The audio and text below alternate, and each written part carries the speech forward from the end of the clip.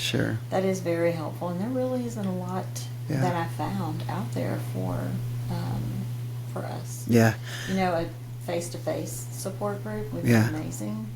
You can Now, there's a talk. place in Houston called Bo's Place, but it was really for our whole, like, you know, my husband went in a group of husbands, I went in a group of mothers, my kids went in a group. I don't know if it's just parents. If they have something like that, it might be helpful, I think. But that place was amazing. It was really, and, you know, it might even be a place where I might do some volunteering one day, you know, when I get not so busy. Yeah. But because it really it holds a special place in my heart, honestly, and I think they did an amazing job. I think it's somewhere like near Bel Air. I think I can't remember.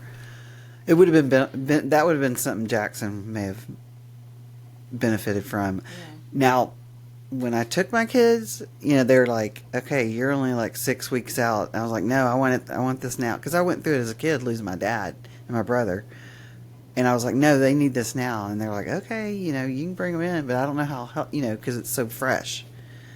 Now, you might ask my kids; they may say something different, but neither one of them will come on my podcast. But anyway, I get it. It's no pressure.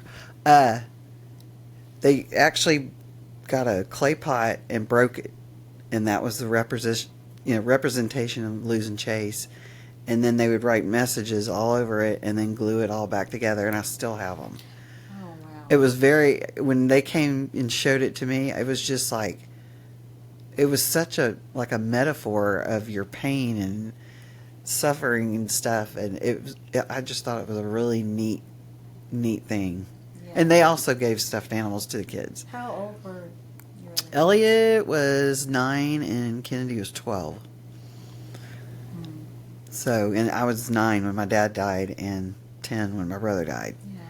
And so I knew, you know, what that, because you're like, what just happened? Yeah. You know, and kids probably are more resilient than I think, but I wasn't as a kid.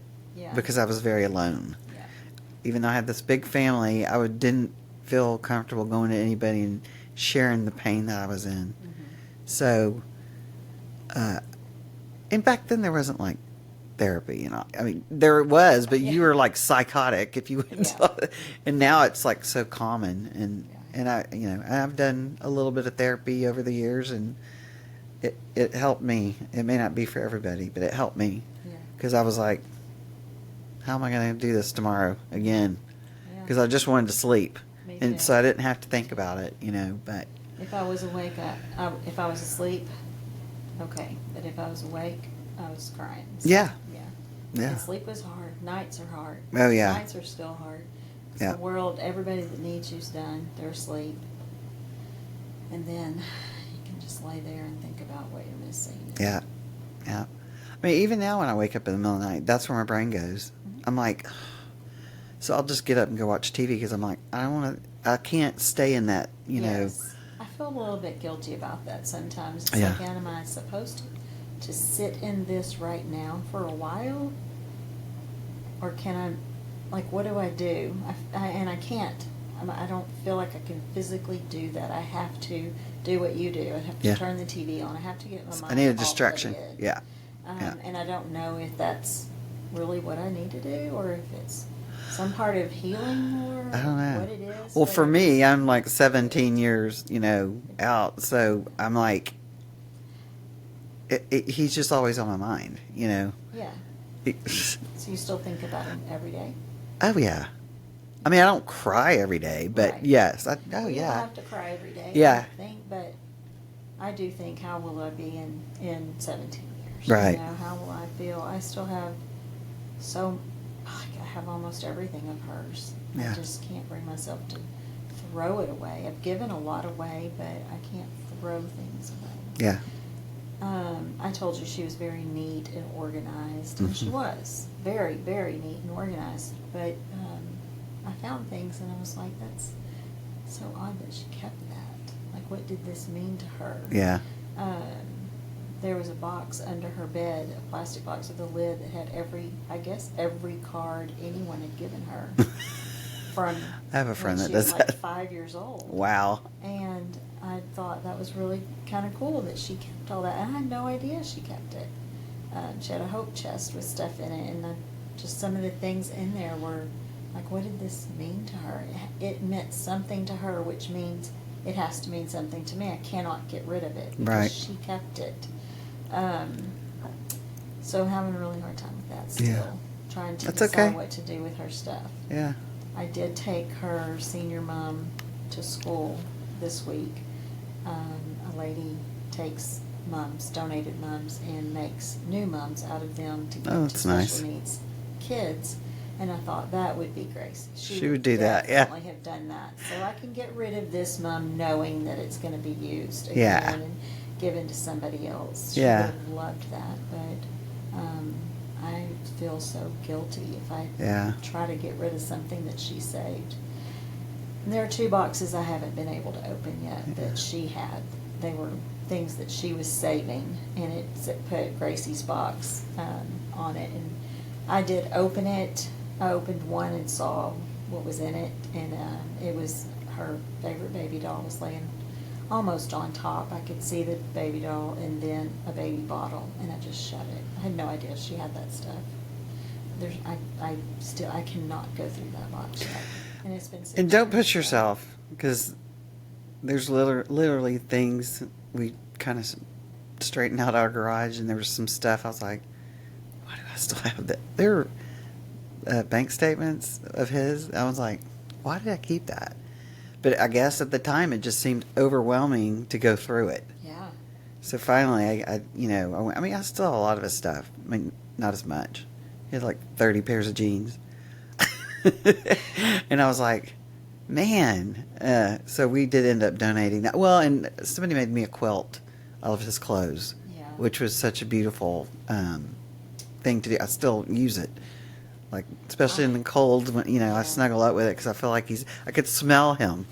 Even though I washed it, I swear, his scent comes through. Yes, I don't have. I mean, I have her clothes, a lot of clothes still. I gave most of her clothes to her sister. She had 2 sisters. One, her dad's. Oh, yeah. We had our Yeah. kids, and then we got married and had Gracie. But I have a basket of her shirts that were her favorite shirts, and I want to have a quilt made. I just have literally not been able to let that go to another person. Yeah. Just like Trust it, Yes, Yeah, I yes, get it. I need it to come back, but I swear I smell her. I just will walk in my room and I think they're little smell gifts, her. Yes. For I sure. do too. And, Chase had a girlfriend at the time, and now she's married and has children, which that makes me happy because she was only like 18 or 19, and I was like, I told her mom one day on the phone, I was like, please tell her that this is all going to be a memory, and she's going to meet somebody, and they're going to be wonderful, and she's going to have children. Because, you just don't know what the mind of a young lady like that, and she's like, going through that, Yeah, you want everybody to be okay.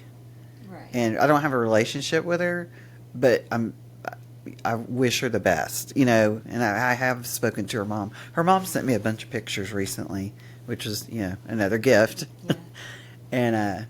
And, she gave me the update on her, and I'm very happy for her, but, well, I really appreciate you coming here and talking, and I hope we're going to help somebody. And I'm also going to let everybody know that at the bottom of the podcast, we're going to post Get Home by Grace. And is there a phone number? Yeah. Okay, I'll get it and we'll post it for you. Okay. So that maybe someone will call and not get in trouble. Please. Yeah. Save Right. somebody else's life. Right. Also, don't ride with somebody that's been drinking. No. So we would definitely give a ride to somebody who Yeah. hasn't been drinking, but are in a situation. In a of situation where they need a ride. riding with that person or walking home. You wouldn't believe how many people I know that have gone on dates and they're like, the guy got wasted and now I'm stuck, My daughter was actually picked up by a Uber, and he was under the influence of something. Oh my She gosh. made him stop at a hotel in downtown, dropped her off, called me hysterical. Not hysterical. She was upset. And she called for another Uber, and she even let Uber know, and they gave her a $5 discount card for the next Uber. That was it. Oh my gosh.